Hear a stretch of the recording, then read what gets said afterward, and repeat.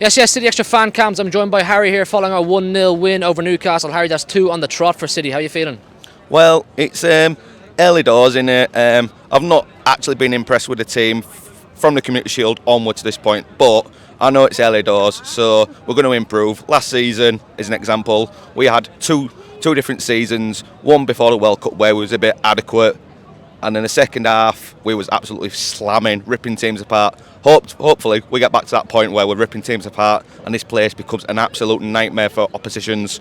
I always say you have to make the Etihad a fortress. If you want to go to that kind of 92, 93 point stage that we have done for many years now, you got to make this place an intimidating place. But a lot of people are talking about the absence of Kevin De Bruyne and creativity. How did you find Phil Foden and Julian Alvarez in the midfield tonight, and Kovacic too?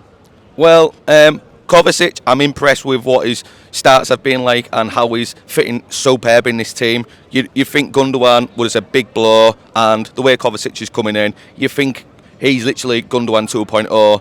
But with Alvarez, it was a naughty goal. I mean, to finish like that on the edge of the box, outstanding. But with Kevin De Bruyne, I also think he should have been not playing the other night against Burnley and in Athens. But, you know, Pep Guardiola, you've got to trust him. But unfortunately, we've lost Kev. Phil Foden, hopefully he can step into them shoes because he is a natural playmaker rather than a winner, in my opinion. What about new signings? There wasn't a huge amount of depth on the bench tonight. You had really Cole Palmer, Calvin Phillips, Nathan Ake, and then a lot of the younger players. Is there anybody you'd like to see come through the door before the end of the window? Well, hopefully we get another winger. I mean, we've mentioned on the channel that you've talked about Sane. I would love to see Leroy Sane back in the fold here because he fit into this team perfectly last time and he'd be an absolute gem today.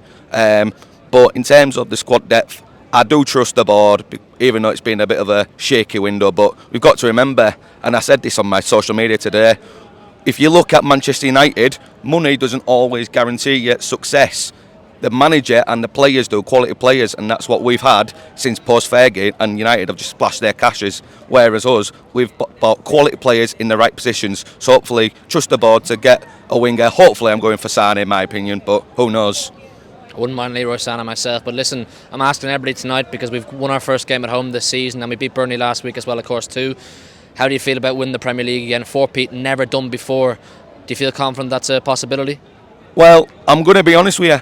I genuinely see our title rivals, not Liverpool. I'm going to go Chelsea here because they've got no Europe, and the last time they had a shaky season was it 2016. They came back stronger than ever next season. I know teams like us, we was transitioning from Pep Guardiola coming in, but without Europe, Chelsea could be a real force and hopefully they could challenge us. But Man City, 4 in a row, it's possible. Let's go for it. There you go, top man Harry, legend. Thank you very much.